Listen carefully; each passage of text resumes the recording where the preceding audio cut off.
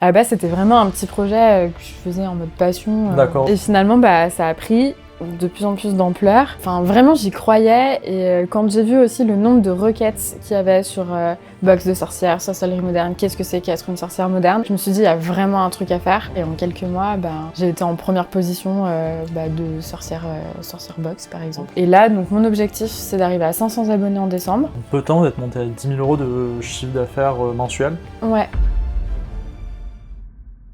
Salut Jennifer, donc Salut. toi aujourd'hui tu es la fondatrice de Witch's Box, une box de sorcière. Je pense qu'il y a pas mal de personnes qui se demandent un petit peu c'est quoi cet univers. Est-ce que tu peux me dire du coup c'est quoi une sorcière? Alors, j'aimerais préciser quand même qu'on fait de la sorcellerie moderne. Sorcellerie moderne. Voilà. Ok. Donc, je peux dire que je suis une sorcière moderne. Ok. L'idée, c'est pas de croire que je suis dans la forêt à faire des rituels en sarouel, en fumant le calumet de la paix. C'est pas du tout ça. Ok, voilà, c'est précisé. Exactement. La sorcellerie moderne, ça se rapproche plus du développement personnel au final. C'est plus mettre en place des petits rituels et réactiver sa magie intérieure pour pouvoir vivre plus épanoui dans sa vie. Donc on se base sur des grands principes internationaux. Comme la loi de l'attraction. Ok, oui, connu. Tout simplement. Ouais, bien sûr. L'optimisme, poser ses objectifs, voilà, ce genre de principes-là. Et on va mettre un petit peu des rituels un petit peu plus ésotériques, on va dire. Ok. Par exemple, la guidance à travers les oracles, les tarots, le pendule, etc. Et d'autres outils, par exemple, faire des rituels type une spell jar. La spell jar, ça va être une fiole dans laquelle on va mettre de l'intention avec des herbes, du sel, etc. Ok. C'est un peu le gris-gris de sorcière, justement. Ok. Et l'objectif, c'est de se faire un porte-bonheur avec une intention très précise. Et finalement, on dit que plus on y croit et plus on matérialise ses intentions, et finalement, plus ça se réalise. Ok, loi de l'attraction. Exactement. Ok, d'accord. Donc ouais, vraiment finalement, à côté de ce mot qui peut être un peu spécial de base, c'est vraiment un côté très développement personnel finalement. Exactement, ouais. Ok, je vois bien l'idée. Écoute, je te remercie pour la définition un petit peu de la thématique. C'est vrai qu'aujourd'hui, j'ai pas mal de personnes qui me posent des questions dans le domaine de la boxe. Pas mal de personnes qui se demandent s'il y a encore des box à lancer aujourd'hui. Est-ce que c'est pas les box, c'est pas un petit peu terminé? Toi, est-ce que tu peux me dire justement quand est-ce que tu as lancé ta box et quels sont les résultats quel chiffre d'affaires que tu as généré au total? Tu m'en avais parlé. Alors, le projet, il est né en 2021. D'accord. Donc, juste après confinement. En fait, je l'ai lancé comme ça en mode test en me disant, ça me parle, j'ai envie de le faire. Moi, j'aimerais bien recevoir cette box chez moi, donc je vais le faire. Et finalement, ça a pris de plus en plus d'ampleur. À la base, c'était vraiment un petit projet que je faisais en mode passion. D'accord, ok. On tente, quoi. Ok. Et finalement, là, en octobre, j'ai créé une vraie société. Donc avec des objectifs. Octobre 2022 2022, D'accord, ouais. comme 2022, lancement de la société. Exactement, Ok. donc c'est assez récent. Du coup, des objectifs différents parce que forcément plus de charges quand on est en société. J'imagine. Donc j'ai commencé, franchement, mon premier mois où j'étais en mode test, je savais même pas ce que j'allais mettre dans ma box. D'accord. J'avais 2 abonnés. Ok. Et je me dis, faut que je trouve un truc à faire avec 2 abonnés, quoi. Et là, maintenant, on a passé les 150 abonnés. Ok, très bien. Donc forcément, c'est aussi plus les mêmes enjeux sur la gestion du stock, etc. Ouais, ça se développe. Et là, donc mon objectif, c'est d'arriver à 500 abonnés en décembre. Et on a aussi nos calendriers de l'Avent qui sortent en octobre. Okay. Et l'idée, c'est d'en vendre 1000. L'année dernière, on était à 200. Donc il y a quand même une sacrée marge de progression. Donc tu prévois une belle marge de progression. Ok, donc 150 abonnés. Tu vends ta box à une trentaine d'euros? Ouais, c'est ça. La box, elle est à 25 € hors livraison. Okay. Parce qu'on a aussi la possibilité de venir la récupérer dans nos locaux à Lyon. Et après, Mondial Relais ou Colissimo à domicile. Donc forcément, le prix diffère. Mais voilà, en moyenne, ça fait en effet 30 € si on prend la livraison. D'accord, donc ça fait à peu près du 4500 € par mois de chiffre d'affaires. Au total, là, depuis la création de l'activité, tu me disais qu'il y avait combien de chiffre d'affaires généré? Un peu plus, parce que finalement, on a eu les calendriers de l'Avent et on a aussi la partie e-shop. Okay. Nous, sur le site, sur la fin de l'année, on a dépassé les 10 000. Parce que c'est aussi la période des fêtes. Donc l'abonnement sur les box, c'est une très bonne idée cadeau, donc forcément on sait qu'il y a plus d'activité à cette période. Donc là, jusqu'à février, on était sur ce chiffre d'affaires-là. D'accord, ok. Donc finalement, peu de temps d'être monté à 10 000 € de chiffre d'affaires mensuel. Ouais, en tout cas sur la société, oui, parce que finalement j'ai créé la société, j'ai fait tout de suite 10 000 € de chiffre d'affaires. Ouais. Mais par contre, le projet, ça faisait un an qu'il était, que je le lançais comme ça à côté. Et oui, les premiers mois, j'ai fait 50 € de chiffre d'affaires. Le premier mois, voilà. aussi, je pense, parce que je l'ai lancé en mode feeling. Ouais. J'avais pas de business plan, je savais même pas ce que j'allais mettre dedans et j'avais pas préparé Ouais, du t'as coup pas préparé. ce lancement-là, quoi. D'accord, ouais. Donc ouais, tu t'es lancé un petit peu comme ça, tu vois qu'il y a quand même une petite traction, parce que du coup, il y a des clients, etc. Et par contre, dès que t'as commencé à te mettre vraiment dessus, là, c'est parti un peu plus fort, quoi. Ouais, exactement. Ok, donc sur ce chiffre d'affaires, toi, tu vas faire combien de marge avec ta box par abonnement? Combien de marge tu vas faire par box? Alors pour la marge, on est à peu près à 50% de marge par box. D'accord, ok, donc 50%, donc ouais, c'est quand même une très bonne marge sur ta box. Donc c'est-à-dire que, une fois que tu as levé tous tes frais, il te reste 50% de marge sur ta box. Alors, les frais de la box. Les frais de la box, bien sûr. Ensuite, après, forcément, sur cette marge qui reste, je dépense de l'argent dans la publicité, notamment. quelques coûts, bien sûr. Il y a les frais d'affiliation aussi, puisque je fais partie d'un programme d'affiliation. Voilà, les frais administratifs de la société, quand même. Ouais, bien sûr, bien sûr. Donc, c'est pas 50%. Non, c'est loin d'être 50% de bénéfice, c'est de la marge. Mais ce qui est intéressant, c'est que du coup, tu t'en sers de cette marge pour pouvoir réinvestir et aller chercher encore plus de clients. Ouais. Donc ça, c'est génial. C'est vrai que sur les box, finalement, il y a relativement peu de coûts, donc il y a quelques frais administratifs. Je pense que le fait qu'il y ait aussi ce produit digital que tu me disais avec le guide, ça aide pas mal. Justement, c'est ça que je trouve intéressant, en tout cas, avec ton univers et ta box, c'est que finalement, tu l'as lancé assez récemment. Enfin, on va dire en projet, puis d'un coup, tu t'es mise, ça a déjà bien pris. Finalement, une niche un petit peu assez spécifique aussi. C'est ça que je trouve intéressant dans ce modèle de box, c'est qu'on voit qu'il y a différentes niches qui sont potentiellement exploitables. Toi, sur ce côté sorcière moderne, et ça prend, écoute, c'est top. Justement, est-ce que tu peux nous indiquer un peu, par exemple, si je m'abonne à ta box, qu'est-ce que je vais recevoir un peu comme produit pour des personnes à s'imaginer un peu Alors, la box, elle contient 5 à 10 produits en moyenne. Ok. Et surtout, ce qui est très important, je mets vraiment du cœur à l'ouvrage, c'est un guide digital.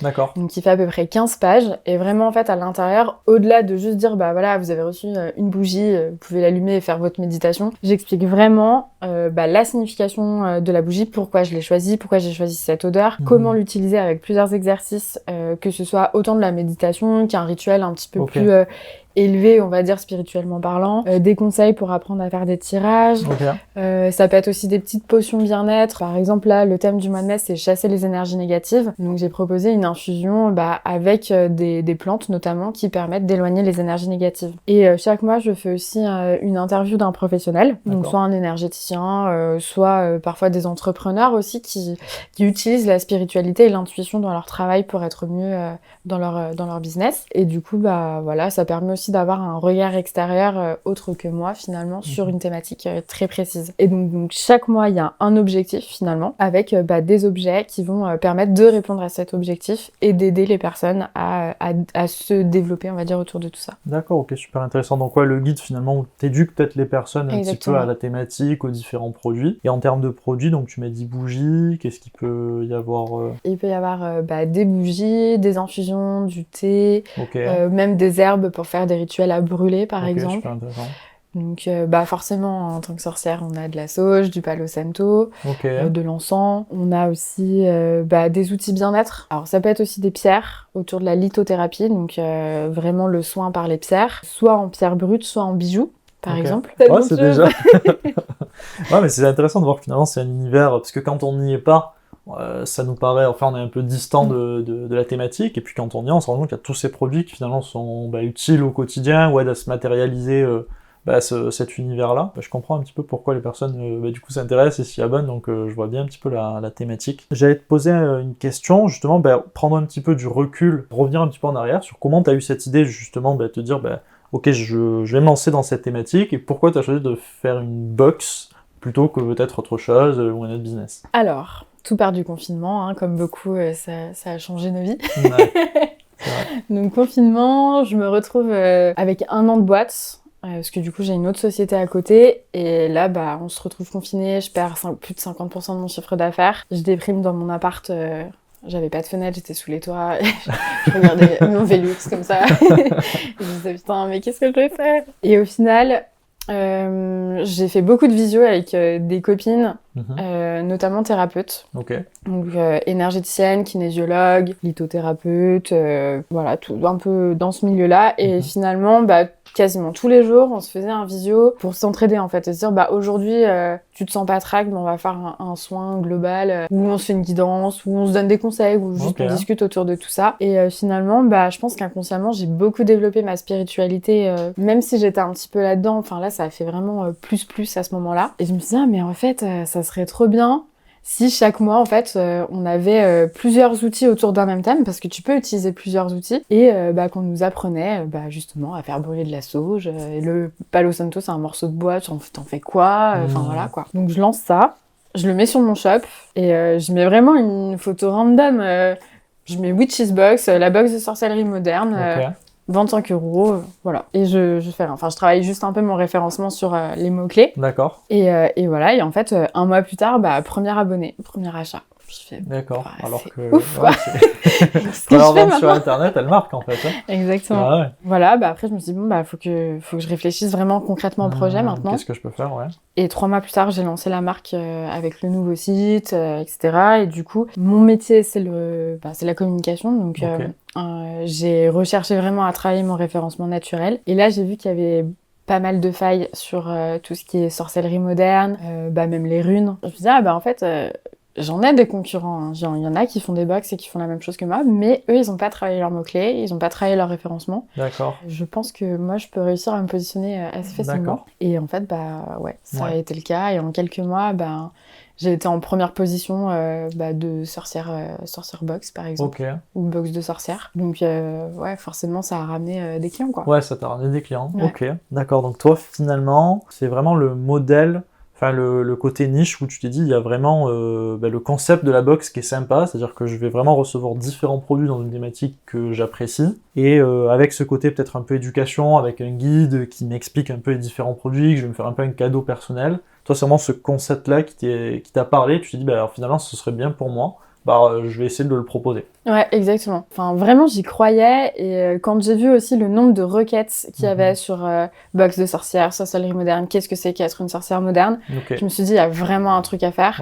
Et moi, ça me tient à cœur aussi. C'est un domaine que j'adore. Et du coup, ça me tenait vraiment à cœur de pouvoir aider les personnes à apprendre à faire ça et à comprendre que, en fait, déjà, la sorcellerie, même si c'est un mot qui peut faire peur, ça a rien de sorcier.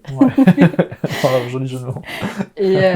Et finalement, en fait, si tout le monde écoutait son intuition et si tout le monde faisait ce genre de rituel, je pense que la planète irait mieux. D'accord, ok, écoute, nickel. Ouais, ce que j'allais dire, c'est que ce qui est assez intéressant, c'est ça, c'est que dans le domaine de la boxe, finalement, c'est que on peut avoir une passion ou un centre d'intérêt et se lancer là-dedans. Et finalement, on va avoir une activité qui est reliée vraiment à quelque chose qui nous intéresse et développer ça, parce qu'en fait, il y a de fortes chances que finalement, si ça te plaît à toi, en réalité, il y a beaucoup de personnes qui nous ressemblent quand même dans le monde, donc au final, ça attire du client derrière. Donc ouais, super intéressant. D'ailleurs, au niveau des produits, comment tu fais? Parce que du coup, tu as la problématique d'obtenir des produits tous les mois pour fournir tout simplement les box à tes clients. Est-ce que c'est difficile d'obtenir les produits? Comment ça se passe? C'est difficile, oui et non. C'est-à-dire que ma première cible de fournisseurs, ça a été les grossistes. Et des grossistes dans le milieu ésotérique, il y en a quand même plusieurs, donc ça m'a permis d'avoir du choix. Et après, je suis très vite allée sur des marketplaces, type Encore Store et Faire, qui permettent d'ouvrir le marché, notamment sur les États-Unis. Parce que c'est vrai que l'Asie, ils attaquent le marché européen, donc on les trouve très facilement quand on cherche des produits. Mais aux États-Unis, ils sont super en avance sur nous par rapport à ce genre de produits. La sauge, notamment, se cultive énormément dans les fermes biologiques en Californie. Chose qu'on n'a pas en France. Et du coup, accéder à ce genre de fournisseurs, ça m'a permis vraiment de d'étendre mes produits et de pouvoir proposer vraiment des produits atypiques et de qualité. Donc ça a été ma deuxième cible. Et là, ma troisième étape, on va dire, parce que quand on achète 100 produits ou 200 produits, on trouve. Mais quand on veut passer au stade supérieur, à plus de 300, parfois ça commence à être difficile parce que même les grossistes, parfois 300 exemplaires, ils ont pas, quoi. Là, je suis en train de réfléchir à fabriquer mes propres produits. D'accord, ok. Donc par imprimante 3D, par des fabricants, par des partenariats notamment avec des fermes agricoles, etc. Donc c'est un projet de très long terme, je dirais. Mais ouais, c'est en tête et je commence à réfléchir à ça. Donc vraiment au début finalement tu arrives à te fournir quand même auprès de différents fournisseurs. Et c'est vrai que dès que tu commences à atteindre un certain palier on va dire, peut-être que des fois ça devient un peu plus difficile et il faudrait que tu penses à ce truc-là finalement de créer tes propres produits. Ce qui finalement peut être encore plus intéressant parce que ça peut augmenter ta marge j'imagine. Ouais, du carrément. Coup. Maintenant on va parler un petit peu au niveau des clients. Ouais. Du coup comment toi tu fais pour obtenir tes clients? Donc tu m'as parlé déjà de SEO. Dis-moi en plus. Alors, donc ouais, le SEO, ça a été mon premier levier. Après, forcément, je suis allée sur les réseaux sociaux, donc Instagram, Facebook, Pinterest aussi. Là, je vous donne ma petite astuce SEO secrète normalement. Pinterest, même si on fait pas forcément de vente dessus, c'est une mine d'or pour le SEO. Donc, quand vous créez votre site, faites-vous un Pinterest et alimentez-le en renvoyant des liens sur votre site. Donc Pinterest, Instagram, Facebook, ça a été mes 3 réseaux principaux. Ensuite, la newsletter, toutes les semaines. Enfin, et encore, je pense qu'on pourrait le faire un peu plus souvent, mais bon, j'essaye de pas trop polluer les boîtes mail de mes abonnés. Mais à chaque fois que j'envoie une newsletter, je fais des ventes. Ok, génial. Donc, vraiment important. Quand tu me dis que tu fais des ventes sur la partie box ou aussi sur la partie e-shop? Les deux. Les deux. Ouais. Okay. Parce que moi, ce que je trouve super intéressant avec toi, c'est que à la fois, tu as bien développé la box, enfin, ça commence à bien se développer et tu commences à avoir une certaine base client, mais ce que je trouve super intéressant, c'est que tu te sers aussi, finalement, d'avoir de la box pour pénétrer le marché, avoir ta marque, et puis derrière, tu renvoies sur plein de produits complémentaires sur ton e-shop qui contribuent à te faire pas mal de chiffre d'affaires, quoi. Ouais, exactement. Pas mal de complémentarité, finalement, dans les produits que tu proposes, qui fait que derrière, les clients viennent s'abonner, puis viennent derrière sur le e-shop. Je me disais qu'un produit phare qui avait bien fonctionné pour toi, c'était le calendrier de l'Avent. Ouais. Donc c'était 200 ventes déjà l'an dernier. Comment tu as eu l'idée de monter ce produit et qu'est-ce qui a fait que tu penses que ça a plu? Eh ben, encore une fois, je me suis écoutée, je me suis dit, j'adorerais avoir un calendrier de l'Avent un peu ésotérique, holistique. Ok. Et donc, du coup, je me suis dit, j'en trouve pas, je vais en faire un, voilà, tout simplement. D'accord, ok. Et pareil, en termes de référencement naturel, c'est un mot-clé qui était quand même pas mal recherché, et il y en avait vraiment pas beaucoup des produits qui correspondaient à ça. Je crois que j'en ai trouvé un, mais qui était super cher, il était il était entre 130 et 150 €. Je me suis dit, c'est dommage, parce que c'est pas accessible à tout le monde, et moi, j'aimerais proposer un produit qui soit plus accessible. Ok. Même si, oui, tu fais moins d'argent derrière, mais je sais pas, je pense qu'il faut quand même un ratio entre l'argent que t'arrives à gagner et le plaisir que ça te procure de faire plaisir aux autres aussi. J'ai trouvé le juste milieu entre les deux, donc j'ai créé ce produit et l'année dernière, j'avais prévu de faire 100 exemplaires. Au final, en moins... 100, c'est déjà... c'est déjà pas mal, hein. C'est déjà bien. Parce qu'il faut les faire, les sachets des produits. Il faut trouver les ça fait clients, 25 fois 100, voilà. C'est clair. Et finalement, en fait, en moins de 10 jours, on a été en rupture de stock. Ok. Donc là, je me suis dit, faut que j'en trouve au moins 100 de plus. Ok. Parce que jusqu'à finalement fin octobre, fin novembre même, avant d'envoyer les calendriers, j'ai quand même de la marge, donc on va le tenter. Et finalement, en octobre, on était en rupture de stock sur le réassort. Donc là, je me suis dit, non, je peux pas faire plus de 200, c'est trop dur. On arrête là maintenant. Ouais, mais c'est génial, parce que tu fais 100 ventes en 5 jours. Ouais. Du coup, effectivement, tu te dis, bon, là, il y a un truc à faire, donc je vais quand même essayer d'en avoir 100 de plus. Puis c'est un produit que tu vends 80 €, c'est ça? Ok, donc 200 unités, 100, ça fait vite 8 000, 16 000. Donc c'est des bons chiffres, parce que c'est vrai qu'il y a pas mal de personnes qui des fois pensent pas à proposer des produits complémentaires dans leur niche en fait. Or en fait, du coup les clients ils aiment bien le côté box. Et en fait, il y a aussi beaucoup de chiffres à aller chercher à côté sur d'autres produits qui peuvent pas forcément rentrer dans la box, qui sont plus saisonniers là dans ce cas-là. Et en fait, du coup, ça vient accompagné de vraiment pas mal de chiffres. Donc, c'est une super stratégie. Et je pense aussi qu'il y a quelque chose qui est important à faire quand on fait des box, c'est toujours proposer les invendus, entre guillemets, dans son e-shop. Parce qu'il y a des personnes... alors, c'est quand c'est du consommable, hein, mais nous, par exemple, on a les bougies, le thé, ou des produits qui plaisent bien et que tu as besoin un peu régulièrement. En fait, souvent, on nous contactait au début, j'ai adoré le thé qu'il y a eu dans cette box, est-ce que je peux le trouver quelque part? Donc, du coup, on donnait directement le nom de la boutique chez qui on l'avait acheté, mais après on se dit c'est dommage parce que nous là si on le fait chez nous et qu'on le met sur notre e-shop, on peut le logoter avec notre marque, etc. Donc c'est quand même cool, Ouais. donc autant le faire, quoi. Ouais, bah ouais, carrément. Du coup, là, comment tu vois un petit peu l'évolution d'ici, on va dire, la fin de l'année, en termes de volume, en termes de chiffres, comment tu vois les choses se passer? Déjà, donc j'ai prévu 1000 calendriers de l'Avent cette année. D'accord, donc on était à 200, on passe à Ouais. 1000, on fait à x5. C'est ça. Et du coup, donc là, on est à 150 abonnés, on est en mai. Et l'idée, c'est d'arriver à 500 en décembre. D'accord, ok. Voilà, Ok. challenge. Non, mais franchement, vu la traction comme ça part et la courbe dont on parlait, franchement, si tu continues de communiquer et tout, c'est sûr que tu vas y être. Et ce qui est génial aussi avec la partie abonnement, qui est différent des fois de la partie shop, c'est que la partie shop vient compléter les abonnements, mais la partie abonnement permet d'avoir cette récurrence Ouais, en termes exactement. de revenus, ce qui est quand même assez cool, ne serait-ce que pour prévoir aussi le nombre de produits que tu as commandés chez tes fournisseurs, pour faire tes box, etc. Ce qui permet, j'imagine, de limiter pas mal de stock aussi. Ouais, exactement, ouais. Génial, bah écoute, je te remercie vraiment beaucoup pour ton retour, Jennifer. Quel conseil tu pourrais donner, on aime bien terminer les interviews comme ça, si tu avais un conseil à donner à une personne qui cherche à entreprendre, qui hésite à se lancer, qu'est-ce que tu lui dirais toi aujourd'hui avec ton expérience? Mon conseil, ça serait de... en fait, juste lancez-vous. Il y a beaucoup de personnes qui se disent je me lance une fois que mon produit il est parfait, donc que mon site il est vraiment c'est la bonne couleur, c'est les bonnes formes, etc. Et ma box, j'ai tous mes produits pour le reste de l'année, je sais exactement où je vais. Et en fait, souvent quand on lance finalement son premier produit, en fait on se rend compte qu'il y a un truc qui marche pas, quoi. Et ouais, en fait c'est pas forcément le bon positionnement, ou c'est pas le bon vocabulaire, le bon champ lexical, ou même carrément certains produits on pense que ça va marcher et ça fait un flop total et tu sais pas pourquoi. Du coup, l'idée, c'est plutôt de se dire, en fait, perds pas un an à construire ton business plan et tout ce que tu vas faire derrière. Fais-le le plus rapidement possible, par exemple sur un mois où tu as quand même ta vision globale, parce que sinon tu passes à côté de choses hyper importantes, mais vas-y le plus tôt possible, teste ton produit, et puis comme ça, après, tu peux ajuster au fur et à mesure et puis voir si ça prend ou pas, quoi. Ok, écoute, Voilà. top, je te remercie beaucoup, Jennifer. Merci beaucoup pour ton partage, ton parcours, c'était top, je pense que ça va en inspirer plus d'un. Donc écoutez, pensez à vous abonner à la chaîne, mettez un like sur cette vidéo si elle vous a plu, et encore merci à toi, Jennifer. Merci à toi aussi. Allez, bye.